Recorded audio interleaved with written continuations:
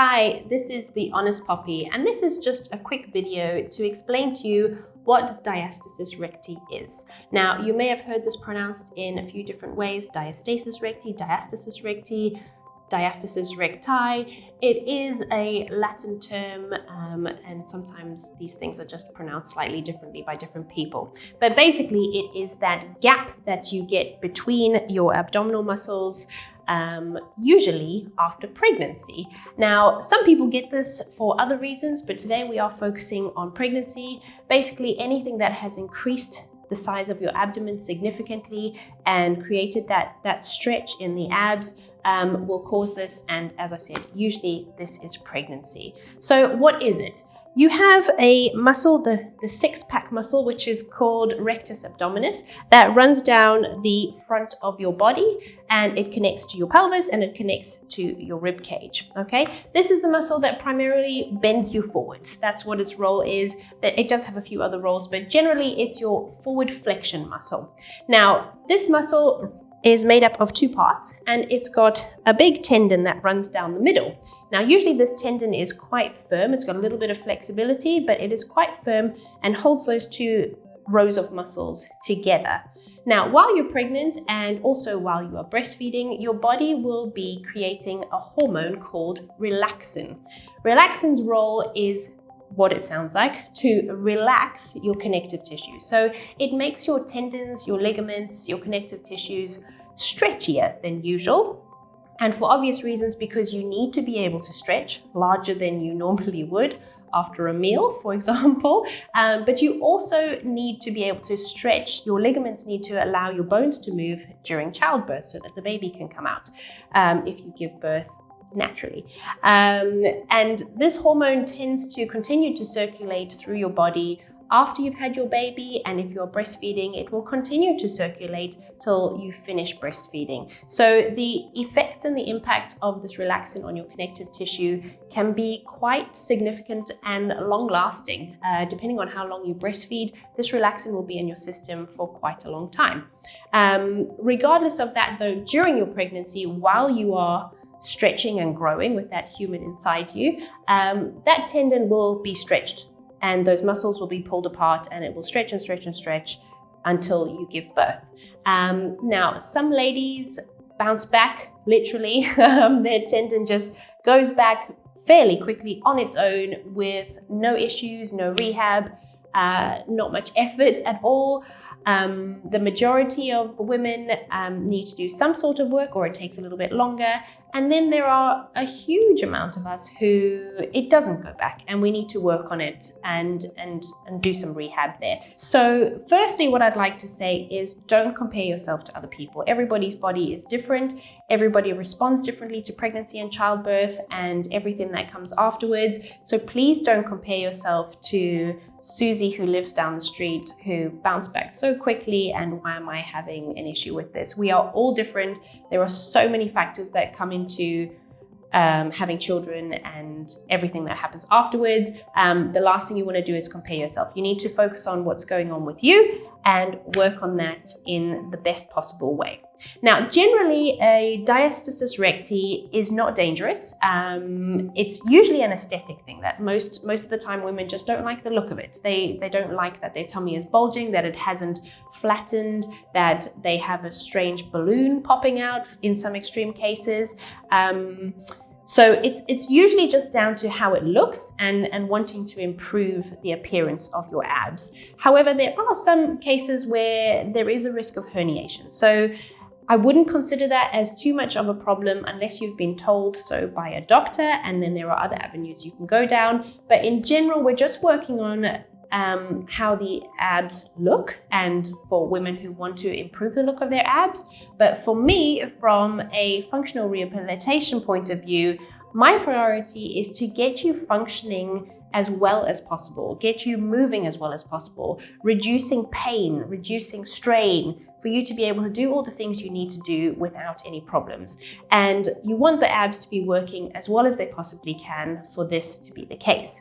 So what we want to work on is really stabilizing underneath that muscle, creating a nice foundation for it so that those abs can recover, they can come closer together, as close as they possibly can. And even if they don't, if you've got that strong foundation underneath, your abs will be working more effectively. So that is my priority in abdominal rehab postnatally. So the big question is, do you have a diastasis recti? Do you have a gap that you need to be rehabbing and need to be being careful with during your ab rehabilitation? Well, let's have a look. Have a lie down on the mat and we will have a look at how to test this. So you're going to lie on your back in a nice comfortable position. Now I would suggest using a mirror to hold in your hands.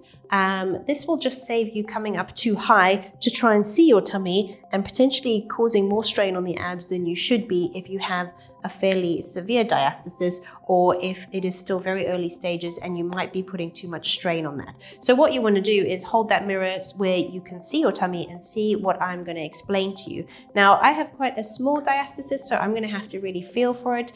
For women who have a larger diastasis, you might already know about it before even doing this test. And then if you're somewhere in between where you're not really sure what you're looking for or what you should be seeing, this is just a useful test to use. So you can hold your mirror up so that you can see your tummy. And what you're going to do is you're just going to lift your head.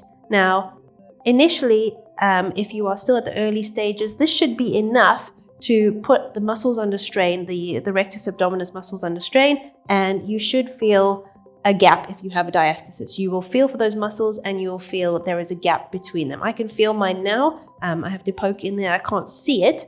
If yours is larger, you may see it depending on your body, but you should definitely be able to feel it if you have a gap. You will feel the sides of the muscles and then your fingers will be able to go in. Now, there are measurements for this.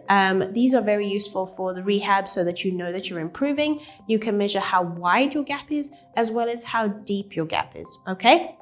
Bear in mind that there is a natural gap between your rectus abdominis muscles. So even if you had tried this before you thought you had a problem pre-pregnancy, you probably never thought to try this, but you would have been able to feel a little bit of a gap between those muscles. So bear that in mind. Sort of one finger is quite an acceptable amount of space between those muscles. But if you can fit the width of 2 fingers or 3 or 4, then you definitely have a diastasis recti, and that is something that you need to bear in mind when you're doing your abdominal rehab. It is also very common to have a larger gap around the belly button, so the umbilical area. Obviously there is a natural gap where your belly button used to be, so that is a lot more easily stretched. And yeah, if you're not feeling anything when you lift your head up, you can come up a little bit higher and have a feel. And there you can see my thumb is going in a little bit. It's only going halfway to the knuckle, so again that is fairly acceptable, whereas a lot of people, you might find that you can get right up to 1 knuckle, 2 knuckles, or even 3 knuckles in there, and again that is a good indicator that we need to do some rehab and get those stabilizing muscles working. So how do you improve a diastasis recti? Well, the key is transversus abdominis. And this is a core stabilizing abdominal muscle that sits underneath all of your other abs and creates a really firm foundation when it activates. It is made up of different muscle fibers to your other abdominal muscles, so it is designed for endurance. It is a core stabilizing muscle. It does not create movement, it stabilizes. So it is designed to contract at a slightly lower level for a longer period of time. For some people, because this isn't a moving muscle, they find it quite difficult to connect to it and to switch it on. So it takes a bit of time to find this muscle and to be able to contract it. And then it takes a bit of time to create that endurance that it needs if it has been inactive. The key here is the word active. Okay, it's not necessarily weak, it's not necessarily lazy. Sometimes it's just not being told to switch on, and that's the main thing. And once you switch it on, it realizes, oh, I've got a job to do. So the main thing I want to focus on is you connecting with this muscle, finding the muscle, activating it, and then from that point, we work on strengthening it and creating better endurance so that it is better stabilizing your other abdominal muscles. So how do we find transversus? Well, transversus sits underneath. It's like a corset all around your waist. It goes all the way underneath through the front and round and connects onto your spine. However, because your other abdominal muscles sit over it in the front, the best way to find it is quite low down where your hip bones are. I'm going to lie on my back and then I will change the camera angle so that you can see this a little bit more clearly. Okay, so when you want to feel for your transversus, you want to find your hip bones at the front of your pelvis. They're not really your hips, but they're part of your pelvis. And then you're just going to walk your fingers inwards and you're going to find this really squishy area over here. Okay, this is the best way to access your transversus and feel if it is contracting. Now, when it is not active, it's quite soft and I can squash right in and feel into my abdomen. When I activate it, it tightens up and then I can't squash it very easily.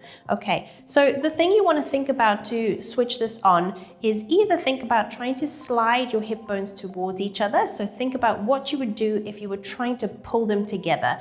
And that often works really well to switch this on.